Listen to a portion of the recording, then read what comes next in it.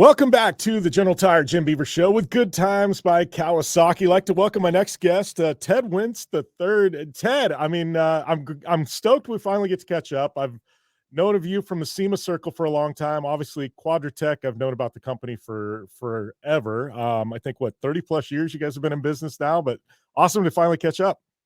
Yeah. This year would be the 33rd year. Thanks for having me, Jim. It's great to be here. Excited to talk about fun stuff today. Yeah, I know. It's lots of fun stuff to talk about. I actually, before we lead into kind of talking about you and Quadratec, you do a bit of racing, I hear, in the past, or you've done a little bit of racing? Yeah, I did. I grew up in a racing family. So racing's been, part of my childhood and growing up for a long time. I've done lots of road racing. I never did any oval racing. So a lot of SCCA stuff, some BMW CCA stuff, and I did a little bit of Skip Barber way back in the day, and autocrossing, right? So big motorsports house, whether it's on road or off road, we're really into that. Not a lot of golf played in my house growing up.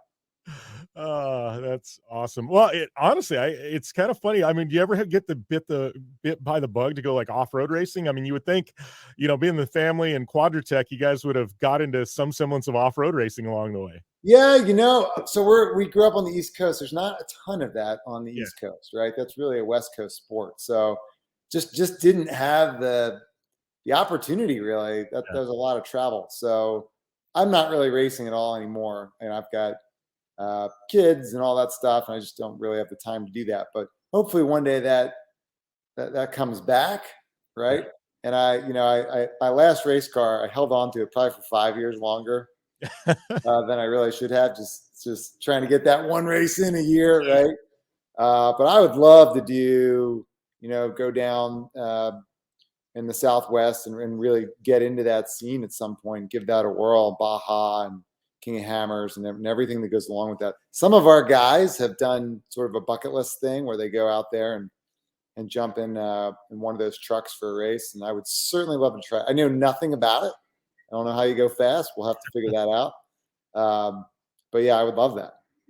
Yeah, well, it's funny you say hung on to that car just a couple years too long, and I laugh because I'm like, you never really retired from being a race car driver. I feel like there's always that you can not have a race car, but it doesn't mean you're retired. There's always that what if or maybe or the right opportunity pops up. You're never officially retired from racing. Still got my gloves, my helmet, my suit, and my boots, so I'm ready to go. Oh, isn't that the truth?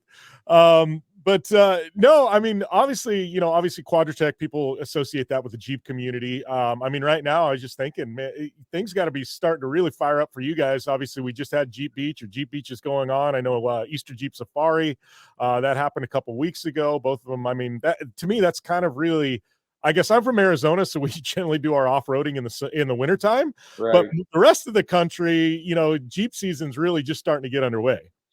Yeah, it's true. Very true, right? And I was not at EJS this year, but we had a team there, and my understanding it was pretty awesome event. So I'm really excited to hear that. COVID took a whack out of these organized events, and they're really bouncing back in a good way. I think everybody was jeeping and wheeling during COVID. It was a great opportunity for that. But I think some of the bigger events that would have some infrastructure behind them really suffered, right? States and locales didn't want that stuff happening. So I'm thrilled that those events are growing again. And I think that's only going to help the hobby, which is a great thing, right? It's especially with these vehicles that are so capable now and make the whole sport so much more accessible to so many people. I'm pumped. It's rainy and wet on the East Coast this week, but we had some great weather early, and I think it's going to be an awesome off-roading season. Yeah, and I know the industry the last 3 years, because I race. I've got my media company. I also do some consulting for some brands and things like that. And it's been a weird few years. I think on the event side, what I've witnessed is, 2021 things started to come back. 2022 they bounced really back, and I feel like this is the first year where things have just exploded. I mean, it's been kind of bananas at the events I've been to, but I think the industry as a whole, it was weird because 2020 everybody thought companies were going to shut down, and it was scary. But then everybody ended up having some really, really good years in 2020 and 2021. And I feel like it pulled a lot of people into the market because there really wasn't anything traditionally to do, outside of going outside. So I think at least I know from the Southwest, it seems like the off-road community, whether it be UTV or full-size, Jeeps, trucks, now Broncos, I feel like those kind of exploded. People are actually out using trails, recreating more than they ever did before COVID. I would have to agree, because there was only so many things you could do, and then once you make the investment in that vehicle, you fall in love with it. And I'm sure there's some segment of folks that bought it, tried it, did it, done. But I think for the most part, once people are in, they're in, and especially in these modern Jeeps where it's still drivable, right? You can make an incredibly capable off-road vehicle that's sort of over the top and still drive it to work on Monday, right? And even take your kids to school in it. That was not the case. That was not the case at one point, right? And so that makes the sport so much more accessible and enjoyable. It's funny. I've got a modern day JL, and when you use all the buttons and switches in that thing, it's almost too easy, Yeah. right? So I actually turn a lot of that stuff off just to make it a little harder. But it is great to take people that were really intimidated about using their vehicle and giving them that opportunity to do it, especially when they're sitting there twiddling their thumbs in COVID, right? So I think that's been good for the industry. There were a lot of companies that had some huge growth years during COVID. And I think that you've created a following not only of the aftermarket, but just playing with cars that hopefully is a lifetime thing. Yeah, and I agree with you, and I think, there were some people that I think got into it and gave them something to do for a year or 2, and, they've kinda gone away, but I know so many people that have stayed with it, and they found this new love, this new passion, this new hobby, and they're lifers now. I think that's great. We pulled a lot of people in, and it grew the industry as a whole, and I hate to say there was good things that came out of COVID, but I think that was, at least for the off-road side of things, was one of the great things that came out of it. I think so too. And then in the midst of all that, somebody launches Bronco, right? And Yes. and I think that Bronco is good for the hobby, and generally good for the aftermarket industry because it gives you a little bit of choice, right? Yeah. And it creates a little bit of an us versus them thing.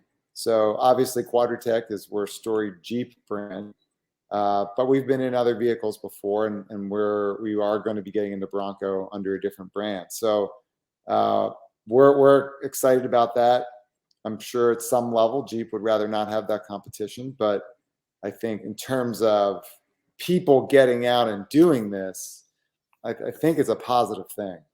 Yeah. Well, and I think I've always felt like competition's good for any industry. You don't want somebody Sure. to kind of have the monopoly, and by no fault of their own, Jeep's just made a phenomenal product for years, and Ford finally came back with the Bronco in the iteration that would directly compete with the Jeep. But I haven't looked at Jeep sales, but I know a lot of people that were frustrated on the Bronco side because they couldn't get theirs. They went out and bought a Jeep. So I got to think Jeep sales are probably really, really good about now with Bronco coming into the market and pulled some people over that may have not bought a Jeep in the past. Yeah, I think Bronco's taken a pretty good bite out of Jeep in terms of sales. If you look at the quarterly production numbers over the last few quarters, you used to be able to see that data by month, and now you can't. Now it's mostly done by quarter, and it's a little eye-opening. Yeah.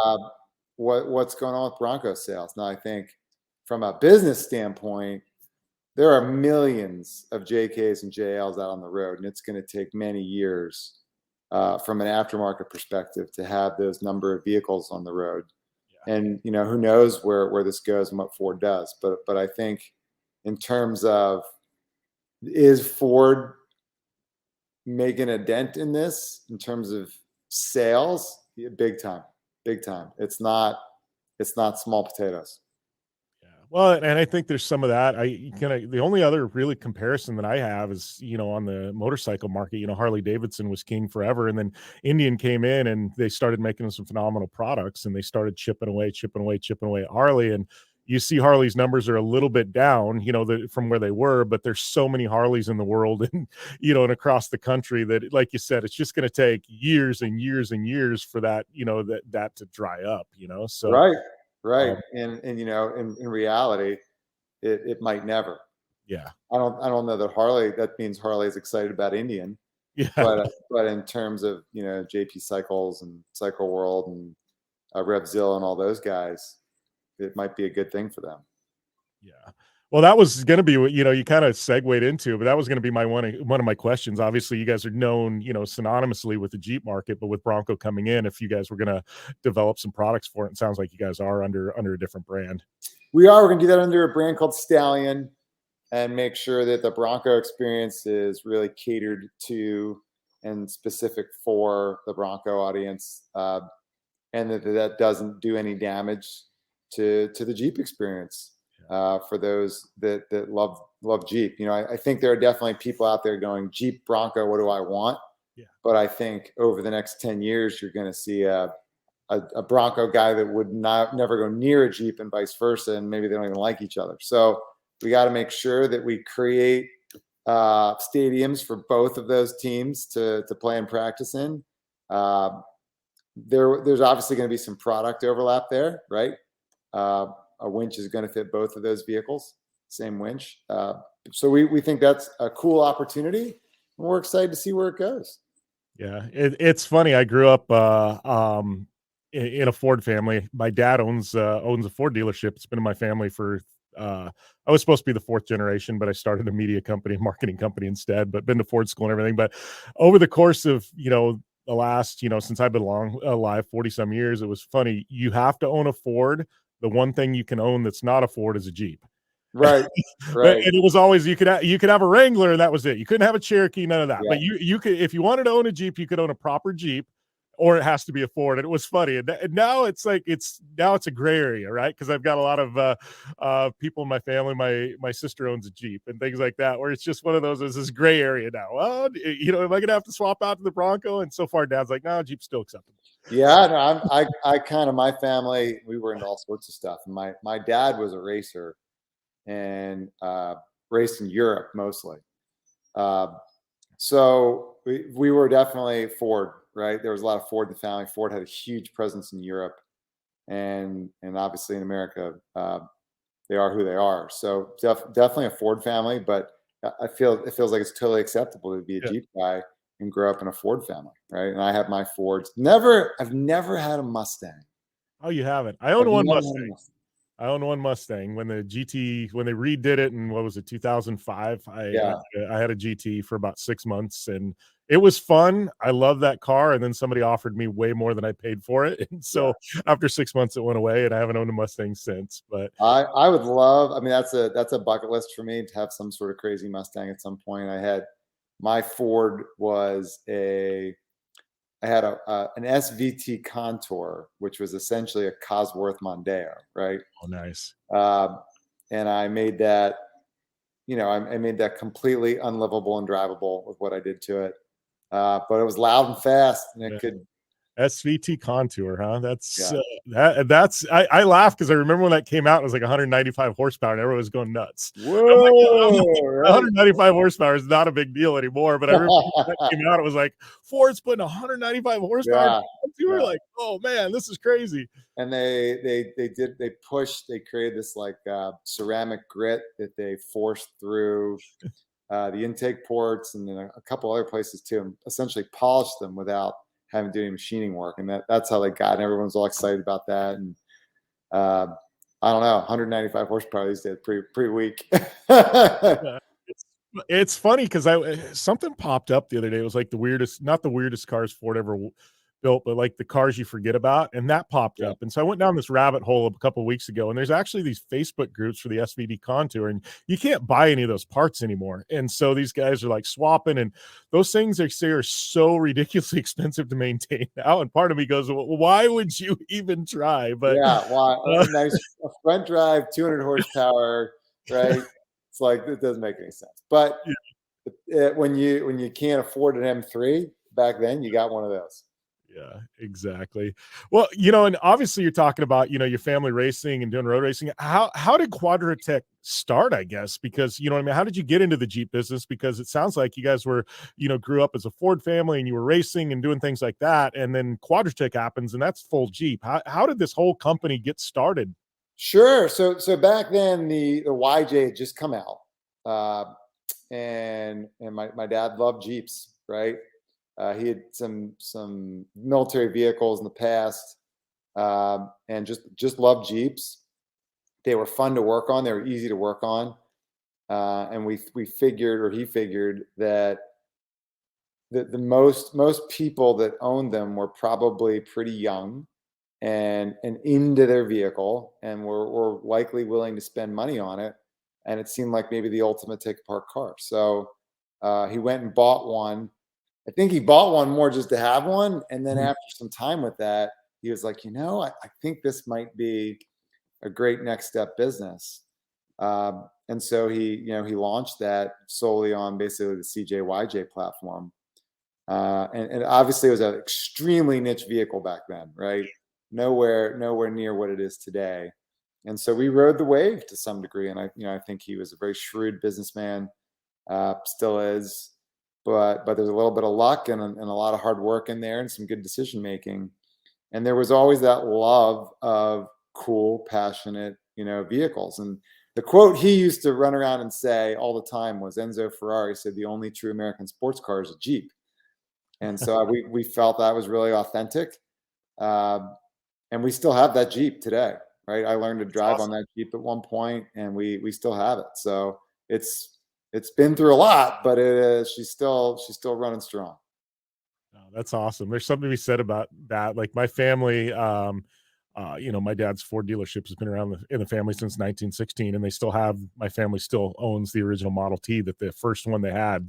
So Right. it's one of those where it's kind of cool to keep those, things like that in the family. Just it tells a story. There's a history there. Yeah, and it's really cool.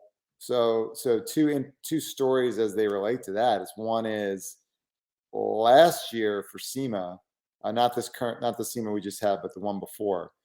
We took so it was an 89 Sahara, right? That goldish khaki color with tan roll bar, tan top. Uh, and it had the gold and I guess maroon, you would say, pinstripes, and some of that was on the wheel. So we took a modern day JL two door, and we cut the grill off, and we put a rectangular headlight grill on it, painted the whole thing the right color. Corbeau made seats for us. We redid the interior to match the whole thing. We had a YJ dashboard in it. And then, we lifted it and turned it into an insane vehicle too. And then we put the right motor in it too. So it had the 4-liter in it, and it was just a homage to the original YJ that kind of started the whole company. So that's a fun vehicle to ride around in. That's awesome. Greg Henderson helped us do that, and then it actually wasn't the original Jeep story for my family. So my grandfather, after World War II, had a small farm Okay. and bought a 1-year-old CJ2A, a 47, he had a tractor too, but I guess for whatever reason he wanted one of these as well. And my mom learned to drive on that Jeep when she was 16. And then when I was a kid, in the 80s, I used to ride around in the Jeep with my grandfather while he mowed his fields with gang mowers. So I have this very vivid memories of this thing. And I actually sort of inherited that Jeep last year and am now restoring it. And it hasn't really been touched in 10 plus years. So it's in my garage right now, going way too slow, but As with any pretty project. cool to tie that whole thing together, right? Yeah, that's awesome. So how did you, because I know, you've got I did a little digging. Obviously, you've got a degree in what, foreign affairs. You worked for Homeland Security for a while. So you kind of went out, kind of did your own thing, and then you came back to the family company, right? Yeah, there was really no way from a ego standpoint and wanting to feel like I did something outside the family business that I was going to be able to just jump right into that. Uh, so I thought my life was going to be like a DC kind of life and politics and all that. So I went to school for that, and I was in DC after 9/11, doing that. It was a lot of fun, but decided ultimately that was probably not the long-term lifestyle I wanted. That there's not many places in the world you can live to do that job, right? Yeah. Uh, so decide let's get into business, and actually went and worked for Toyota for a little bit. Um, and then my family certainly wanted me to come be involved in the family business. I still wasn't ready, but I did come back to the area where my family was and started my own business. Uh, and in a very similar model to my family's business, which gave me a great training platform, right, to really understand every possible thing that could happen. And I actually spent some years also working at the family business during that period, moving around, being in different departments, and I really wanted to be able to understand everything that goes on. And I've done every job at Quadratec, from packing boxes to answering phones to doing marketing. I'm not the best IT guy in the world, but I have had to do some of that. So put me in a great position in terms of where I am today to really understand, uh, what our employees are going through, and what their challenges are, and know when, maybe to support them with struggles, and when to ask for maybe a little bit more accountability, because I think something can get done, and not just have that, I don't really understand what you do. I need you to tell me. And obviously the business has changed, and some of those things that people do are a little different than when I did them, but it's in the ballpark. And so that was a big help to me. Yeah, and I kind of grew up that way when I kind of started down the Ford business path before I started my own media company. My dad, when I was 15, 16, started me out cleaning bathrooms at the dealership, and went from that to changing oil. And I've literally worked every position in a Ford dealership up to general manager that you possibly can. And so Yeah, it's one of those, but it does give you a really good baseline. I think even with my media and marketing company, I've done so many different jobs and so many different roles, everything from graphic design to marketing to brand management. It gives you an idea. So when somebody's talking to you, I've also been athlete agent. I think with any company, when you have that, you can put yourself in any role and understand what those people are feeling, or what they're asking for. And I think sure. it's really important, for somebody that owns a company to be able to actually do that. It's funny. I look at these leaders that move around and work in different companies and have success, and I'm being honest about myself. That would make me really nervous. And obviously, it's possible people do it, but that takes a different level of understanding and skill and ability to learn quickly that maybe I don't even have. I've never tried it, but it's intimidating, right? To walk into a company where you're like, I really don't understand how this organization works, and what people do. So great deal of respect for those kinds of people. Um, and I'm lucky not to be in that situation. Yeah. So, here's a question. Obviously, I want to kind of talk about SEMA a little bit, but like your Sure. foreign affairs background, I mean, owning a company and then moving into SEMA, I mean, that's actually got to be a big help when you start dealing with international, because it seems like the world, especially in the last 10 years, has got so much smaller. I got to feel like your background has probably helped a lot, not only with Quadratec, but with what you're doing with SEMA as well. Yeah, I think my foreign affairs background is helpful. Uh, I think from a SEMA perspective, what's been more helpful is my DC experience, Okay. whether it's foreign affairs or not. So this is my third year on the SEMA board, and I actually have to run. I'm running for re-election right now. That election starts in about a month, and I'm the closest physical board member to Washington D.C., and I also have the most experience of anybody on the board in DC. And so sometimes I feel like I'm like the DC board member, right? Uh, I'm only 2 hours away from there, and I go down there and help whenever I can, or whenever they ask me to.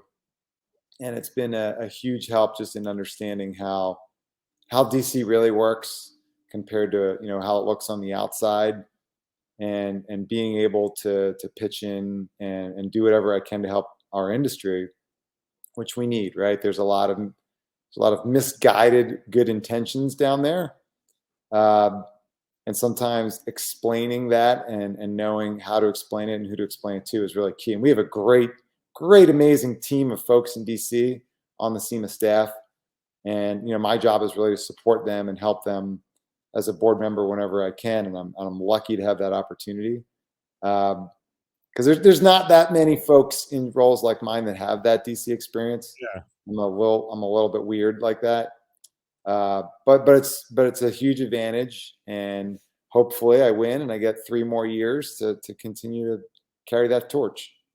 Well, and I feel like, you've been there for 3 years. I feel like this has been a really challenging, interesting 3 years to have that as your tenure on the SEMA board. I mean, I look at the industry. Obviously, we talked about COVID, just how aftermarket's changed. But I mean, now I know a lot of the stuff that's going on with electric and changes they're making or trying to pass and laws and things like that. I'm going, man, you've had a whirlwind 3 years, I think, on the SEMA board, and probably if you snapshot at any 3 years in history, this has been probably the most challenging for SEMA.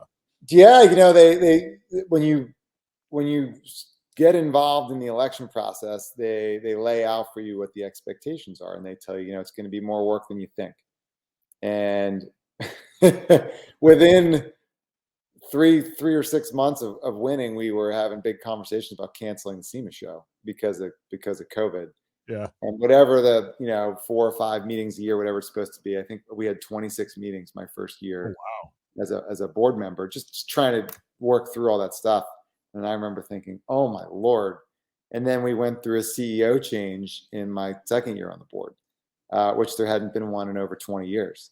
So I'm really praying that if I win, the next 3 years are a lot less adventurous than the first 3.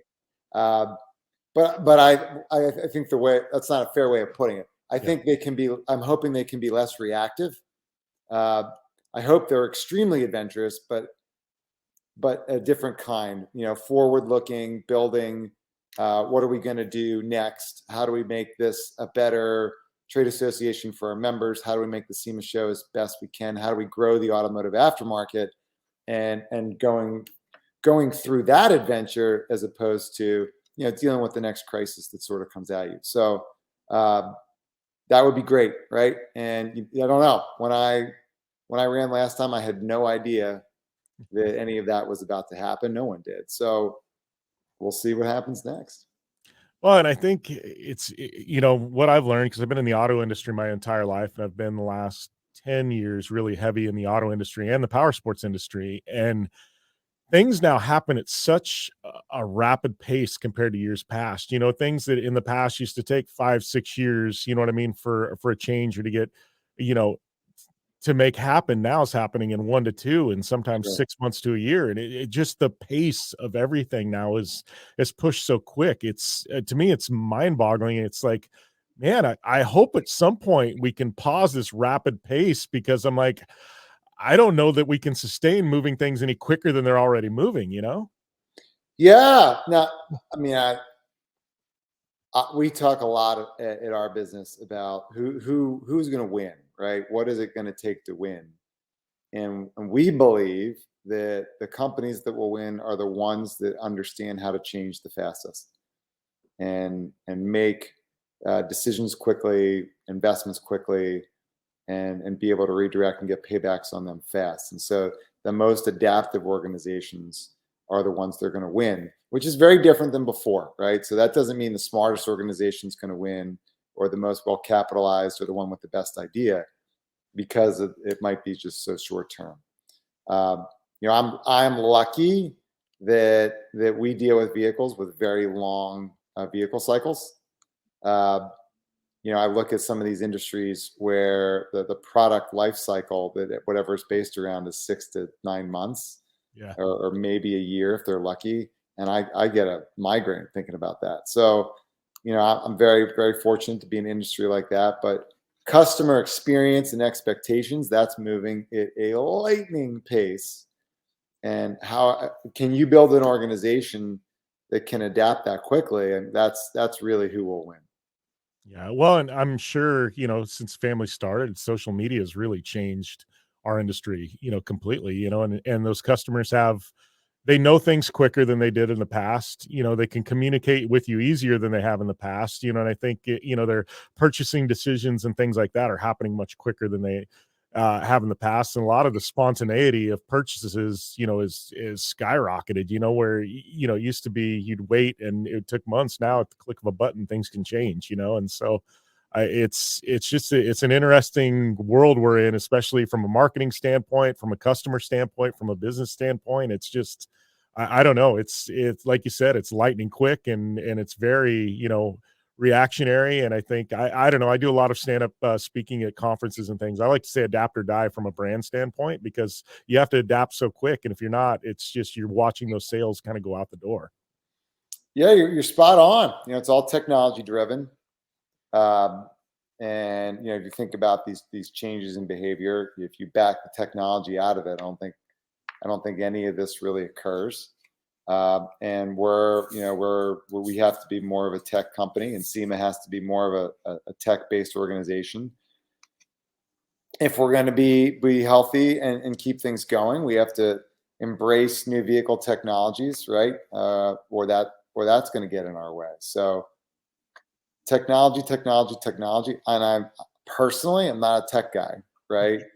I don't love technology. I'm a pretty analog person. But that doesn't really matter. You have to find a way to be successful and thrive in a tech-oriented society. Yeah. So I guess before we close out, obviously, you'd mentioned you have the Bronco division of the company coming, Stallion. What's next for Quadratec? What's obviously we've got SEMA coming up this fall. I mean, next 12 months, what things look like for you guys? Great question. We've launched a series of brands, house brands that we're really excited about. Rescue winches and recovery gear. We launched that at SEMA, and a lot of those products are hitting now. Lynx premium wheels and suspension, which is just what it sounds like, and we're super excited about that, and bringing that level of ingenuity, reliability, and really something that's cool looking into a part of the segment that's been losing brands, or getting some brands that are in trouble. So that's exciting for us. We've got some brands that we had developed a couple of years ago, but they're really growing and thriving. And I think the next year is about really helping them, like diver down seat covers and a few others. But at the same time, we have great relationships with those amazing off-road brands, and we're excited about all of those companies coming out of COVID and things being more normal. And seeing the products that they're going to come out with, and helping them support those launches, which is our favorite part of the business. New product comes out, launch it, right, and let the customers enjoy it, and go create something new in the off-road space that wasn't there. So for the next 12 months for us, I think that's our main focus, right?